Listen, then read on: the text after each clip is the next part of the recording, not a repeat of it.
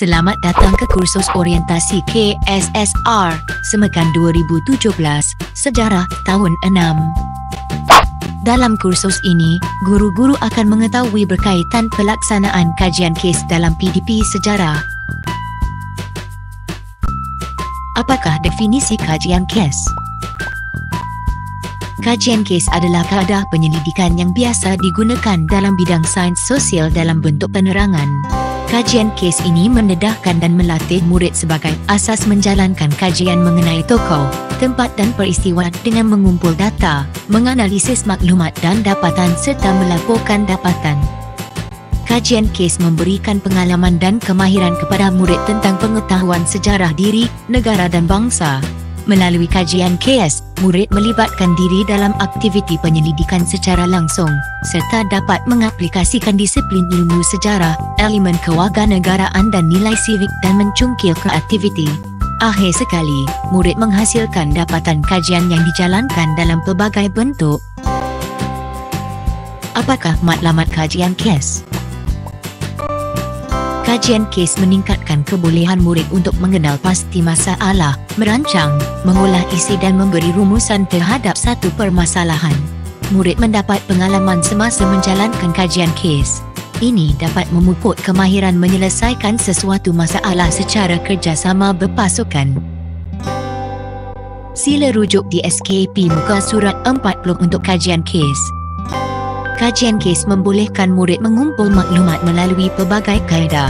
Selain itu, murid mengkaji maklumat yang telah dikumpulkan dengan cara menganalisis, menakul dan empati untuk menjelaskan masalah tersebut.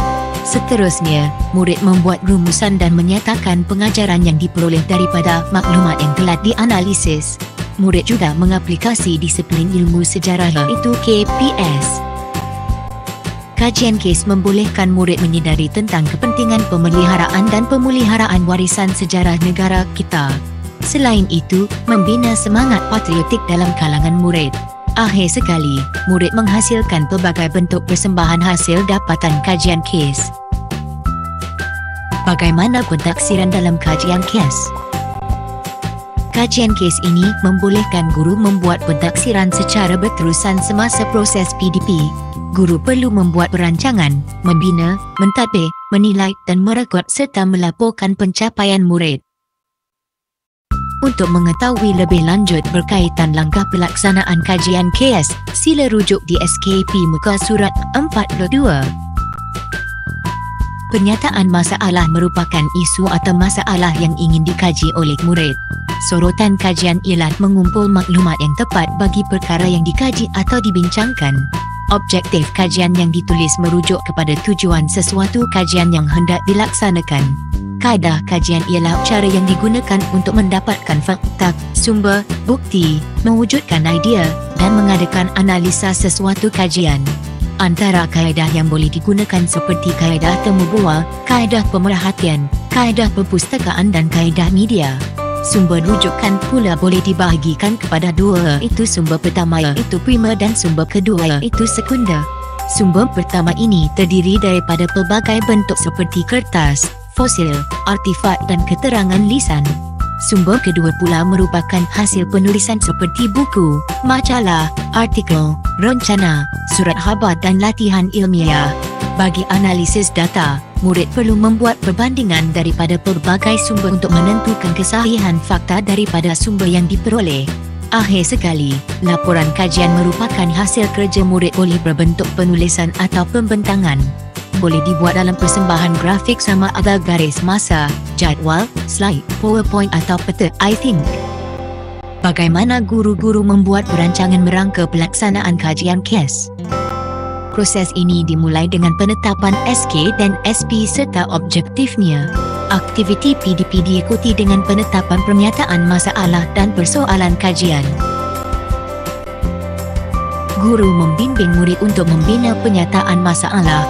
Seterusnya, membimbing murid membina objektif kajian dan mengenal pasti kaedah kajian yang sesuai. Guru juga membimbing murid dalam proses kerja pelaksanaan kajian kes dan menentukan tempoh kajian. Akhir sekali, membimbing murid untuk mengenal pasti bentuk laporan kajian. Dalam membina penyataan masalah, guru membimbing murid dengan mengadakan perbincangan secara individu atau kumpulan dan membina persoalan kajian. Pernyataan masalah boleh dibina oleh murid atau guru. Ini sebagai panduan untuk murid menjalankan kajian. Pernyataan masalah membolehkan murid mendapatkan maklumat berdasarkan persoalan yang dikemukakan dan persoalan ini akan membantu murid untuk menulis, menganalisis data dan rangka laporan kajian. Murid mengadakan perbincangan dalam kumpulan atau individu berdasarkan pernyataan masalah yang diberi.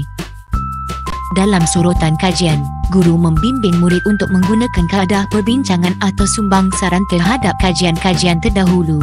Murid akan mengenal pasti bahan rujukan dan kajian lepas berdasarkan buku ilmiah, jurnal dan majalah sekurang-kurangnya 3 buah rujukan. Sorotan kajian membolehkan murid mencari bahan atau sumber untuk menentukan objektif kajian. Murid mencari bahan atau sumber berkaitan untuk menentukan objektif kajian. Jumlah rujukan sekurang-kurangnya 3 rujukan. Murid boleh menggunakan buku, jurnal, majalah dan lain-lain. Dalam membina objektif kajian, guru membimbing murid untuk membina objektif kajian yang jelas. Murid akan membina objektif kajian yang merangkumi pengetahuan, kemahiran dan nilai yang menjurus kepada objektif kajian. Objektif kajian membolehkan murid mencari bahan atau sumber untuk menentukan objektif kajian. Murid akan mengetahui objektif kajian dan menulis laporan kajian berdasarkan objektif yang telah dibina. Dalam membina kaedah kajian, guru membimbing murid untuk menggunakan kaedah kajian yang sesuai untuk menulis kajian kes. Murid hendaklah mengenal pasti kaedah kajian yang sesuai dengan kajian yang dipilih. Contoh kaedah kajian ialah kaedah bertulis, kaedah lisan dan pemerhatian. Murid akan dapat mengenal pasti kaedah yang sesuai dengan kajian.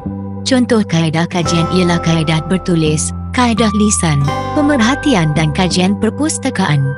Dalam mendapatkan sumber rujukan, guru membimbing murid untuk menentukan sumber rujukan yang sesuai dan memilih sumber. Murid juga memastikan data yang dikumpul dan dicatat sahih dan benar. Selain itu, murid akan bertanggungjawab dengan sumber yang diperoleh sebagai bukti. Sumber rujukan membolehkan murid mengumpul dan mencari data daripada sumber yang berkaitan. Murid juga membuat banding beza hasil dapatan dan rujukan berdasarkan objektif kajian yang ditetapkan. Melalui sumber rujukan, murid boleh mengumpul dan mencari data dari sumber yang berkaitan.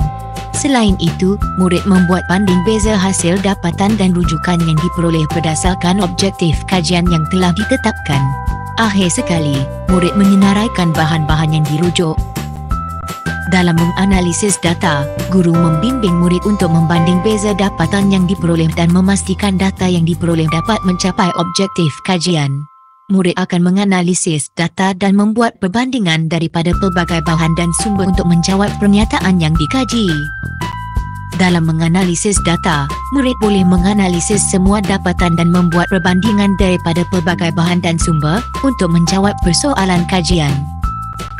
Dalam menyediakan laporan kajian, guru membimbing murid untuk menulis hasil kajian yang merangkumi tajuk iaitu pernyataan masalah, pendahuluan, objektif kajian, kaedah kajian, hasil dapatan, kesimpulan dan cadangan, lampiran dan akhir sekali, rujukan.